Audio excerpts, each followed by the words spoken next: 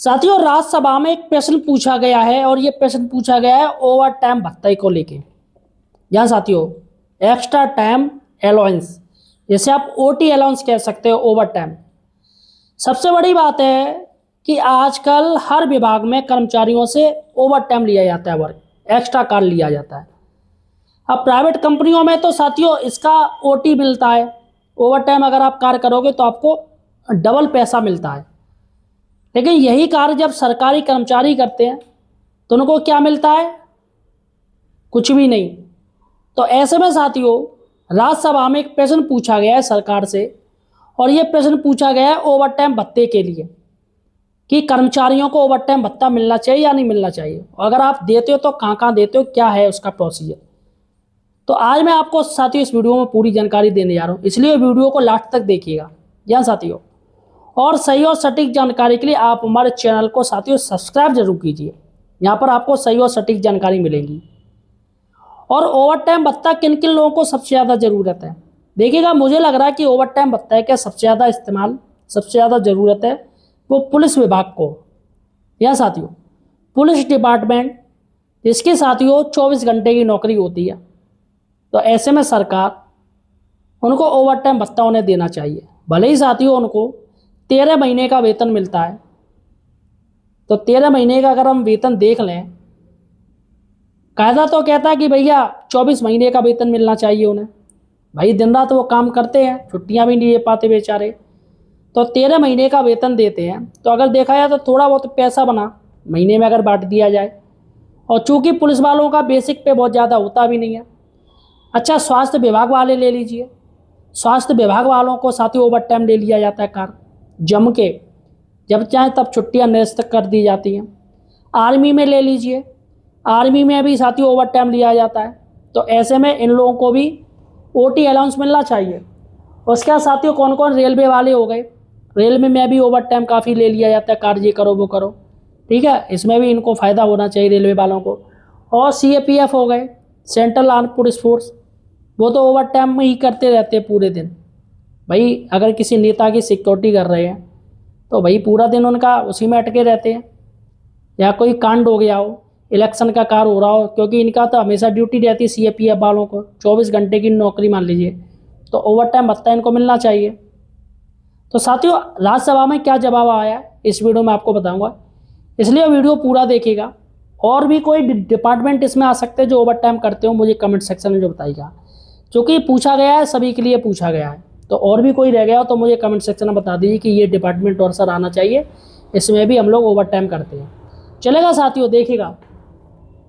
पहला क्या है कि कर्मचारियों को मिलेगा ओवर टाइम वर्क भत्ता, यहाँ साथियों। और दूसरी बड़ी बात है, राज्यसभा से आया जवाब। और तीसरी बड़ी बात है, सेना, पुलिस, स्वास्थ्य, रेलवे, CAPF विभाग को मिलेगा। और भी इसमें डिपार्टमेंट आ सकते हैं, उनको ओवर टाइम भत्ता मिलना चाहिए। अब देखिएगा क्या है, मैं आपको एक पूरा लेटर पढ़ के बता रहा हूँ।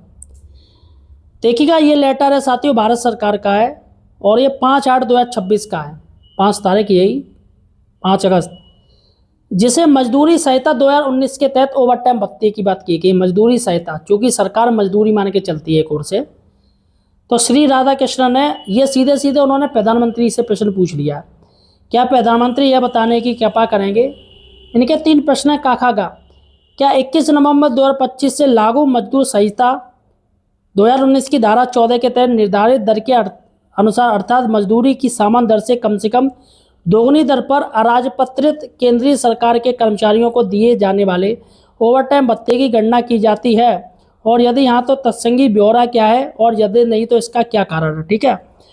उसके बाद है, ऐसे ओवर टाइम भत्ते का भुगतान करने के लिए विद्यमान सूत्र और दरों का ब्यौरा क्या है, तथा इन दरों में किस तारीख से संशोधन नहीं किया गया है। और तीसरा प्रश्न है, क्या राजपत्रित केंद्रीय सरकार के कर्मचारी हैं जिन्हें वर्तमान में ऐसे भुगतान से बाहर रखा गया है, को ओवर टाइम भत्ते के नुकसान का विस्तार करने का कोई प्रस्ताव विचाराधीन नहीं है, और यदि हाँ तो तत्संगी ब्यौरा क्या, और यदि नहीं तो इसका क्या कारण है। उन्होंने कहा है कि क्या ओवर टाइम भत्ते को विस्तार करने की आपकी योजना, मतलब अन्य विभागों तक आप पहुंचाओगे, अन्य लोगों तक, जो ग्रुप ABCD जो भी कुछ होती है, इनकी रैंक होती है, उन तक पहुंचाओगे।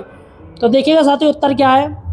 कार्मिक लोक शिकायत एवं पेंशन मंत्रालय, राज्य मंत्री और प्रधानमंत्री कार्यालय, राज्य मंत्री डॉक्टर जितेंद्र सिंह, उन्होंने जवाब दिया है का खा गा तीनों का अलग अलग दिया जवाब। केंद्रीय सरकार के पात्र अराजपत्रित कर्मचारियों को समारोपी यानी ओवर टाइम भत्ते ओटी को संबंधित वेतन आयोग की सिफारिशों के अनुसार विनिमय किया जाता है। सेवेंथ पे आयोग की सिफारिशों पर व्यय विभाग द्वारा लिए गए निर्णय के अनुसार हाल ही में दिनांक 19/6/2018 को कार्यालय ज्ञापन संख्या ये जारी किया गया था, जिसमें सामाजिक प्रावधानों द्वारा शासित प्रचालन और औद्योगिक कर्मचारियों को छोड़कर सभी श्रेणियों के कर्मचारियों के लिए समयोपरि यानी ओवर टाइम भत्ते ओटीए को समाप्त करने का प्रावधान किया गया है। तो यहाँ पर ओवर टाइम खत्म कर दिया इन्होंने, कुछ लोगों को दे दी है। उसके बाद खा देखिएगा क्या है, इस विभाग ने दिनांक 19/3/1991 के कार्यालय ज्ञापन संख्या ये भत्ता के माध्यम से केंद्रीय सरकार के पात्र कर्मचारियों को दे समारोपी ओवर टाइम भत्ते ओटीए की प्रति घंटा दर निर्धारित की है। वेतन आयोग की सिफारिश पर व्यय विभाग द्वारा लिए गए निर्णय के अनुसार दरों में संशोधन नहीं किया गया है। और लास्ट है, क्या इसे और बढ़ाएंगे आप, इसको और विस्तार करेंगे? तो समय पर ओवर टाइम ओटीए भत्ते पर कोई भी निर्णय अभी वेतन आयोग की सिफारिशों द्वारा लिया जाएगा। तो यहाँ पर साथियों सीधी सी बात है कि ओवर टाइम भत्ता तब मिलेगा जब 8th पे कमीशन सिफारिश करेगी।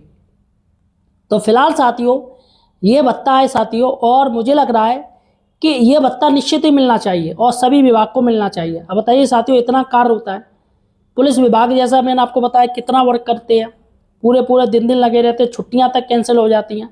अब ऐसे में ये राज्यसभा से जो प्रश्न पूछा है सीधे प्रधानमंत्री से पूछा गया है।